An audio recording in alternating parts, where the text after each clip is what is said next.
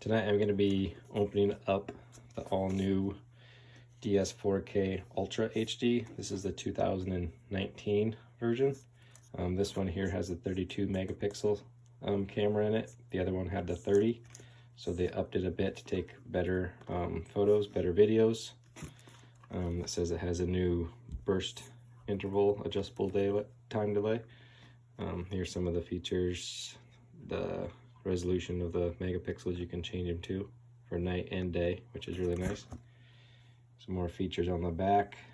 I think for the most part it's the same as the original. You might just have a few more options. Newer is always better for the most part.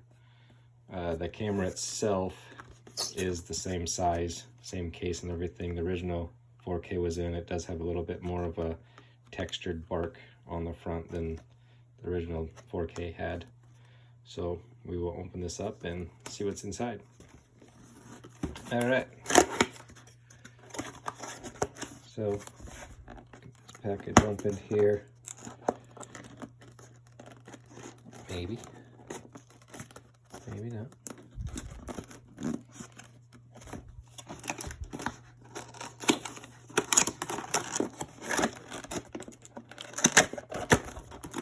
There we go. Alright, so the camera's there. Different gear and the booklet here. I'm sure settings and warranty and all that stuff on it. Here's the camera itself. Like I said, it's pretty much the exact same case and everything on the outside as original 4K. It does have that different bark camouflage on it. Same inside with buttons. You got the 12 batteries in it. Spot on the bottom there for your stick and pick mount. External battery port there. Latch on the front. Like I said, you got your two cameras, one's day, one's night. Sensors on the front, blackout flash, infrared flash on the side there. Got your spot to lock it with your Python lock to the tree. Spot for your strap. So all in all, camera, I don't know, a little bit smaller than the size of my hand. It is thicker on the back side, just like the original 4K camera, but if you're gonna buy one, I'd buy the newer one. This is the 2019 version of it. What else is in the packaging here is strap. And let's see if we can't see what was all in this packaging here.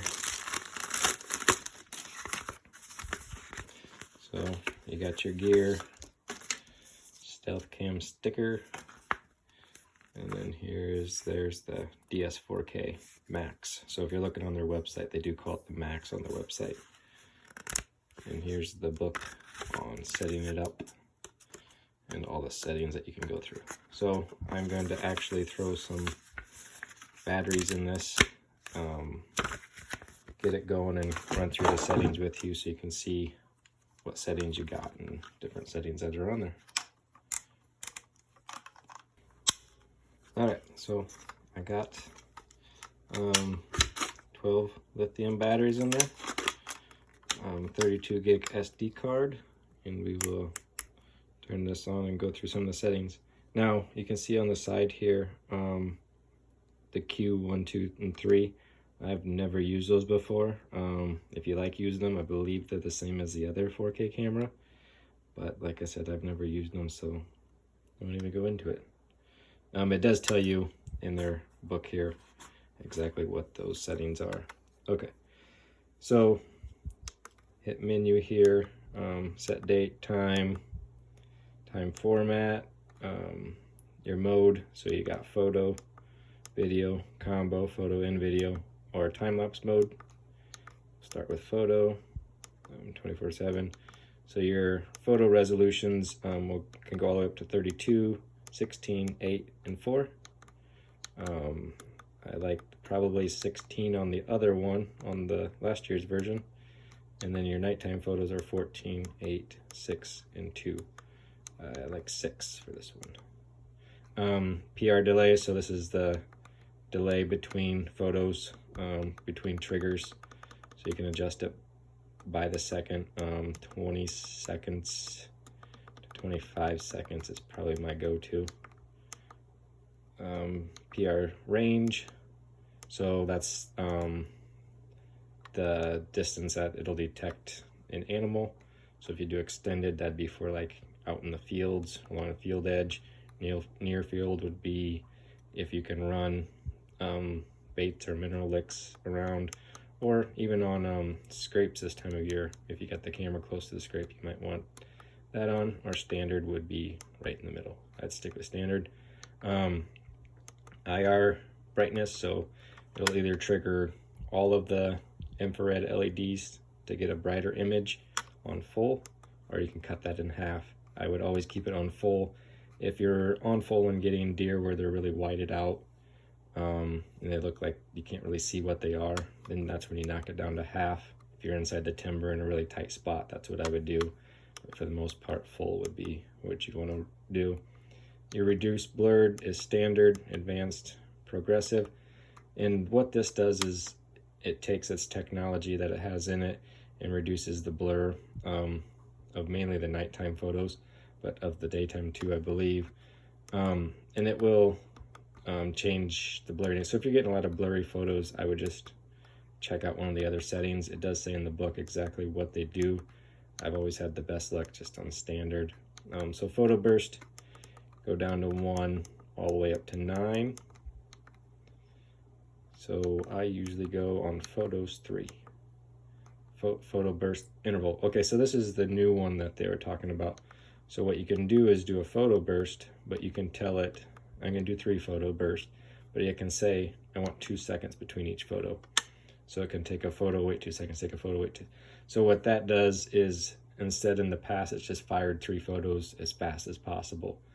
Now it's gonna do 3 photos, but wait every 2 seconds or every 5 seconds. I could see this being really beneficial, really helpful on like a trail setting where the deer are running by, especially in the rut. So let's just say you got a buck chasing a doe. That doe triggers it, instead of it taking 3 photos like boom, boom, boom right away. Now it's going to take 3 photos, but wait 4 seconds in between. So that'd give you time for that buck to catch up to that doe. And it can help. Really cool. I've never played with it before, never seen it before. So it's going to be something interesting. I'll let you guys know how that goes. You can name the camera, temperature, info bar, latitude, longitude, factory set, security key, so you can put a security password on this one. Format the SD card, choose your language. Let's go down to the mode. Let's try video, see what different settings it has. So far it's the same. So there's your 4K setting. So it's saying 4K setting records at 15 frames per second. So I'm not sure why they didn't fix that. 15 frames per second is really slow. I mean, you would notice it if it's doing that. If you put on a scrape or something like that, you get choppy videos. I don't like that at all. Probably won't use that 4K setting. Plus 4K uses up SD cards like crazy. This was my favorite on the last 4K camera, so we'll stick with this one again. I believe this one is 30 frames per second. It's just a touch higher than 1080. It looks really good. It does take up more video than your normal 1080, but then again, you got a 4K camera for a reason. You might as well use the advanced image sensor. So your video length, you can change those by 5-second intervals. Usually about a 25-second video, 30 seconds if you really want to. The higher you go, the bigger SD card you better have in there. Video, audio on, and then we're back to the same settings as before. So let's check out the combo. So on the combo, it has where you can change the camera settings, night and daytime.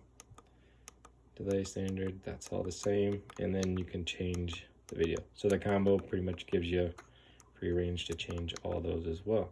Now what's cool about the stealth cam ones, and they do a really good job at it, is when it takes, while it's taking the video, it'll also take the photos.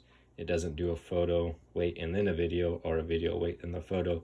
It does them at the same time, so I think you don't miss as much. You get more. You get what triggered the camera. You get that on video, plus you get the photos of what happened while it's taking the video. And that's been my experience with them, and really good. So that is pretty much running through the cameras here. I will get this guy out on a scrape right now, get both a combo video and photo, and watch my accounts, and I will upload the videos and photos and let you guys know how it does. But for the most part, the camera is pretty much the same as the DS4Ks before, just a newer camera on the outside, a camo on the outside, and better sensors, better lenses, so you get better photos and videos. So there you go.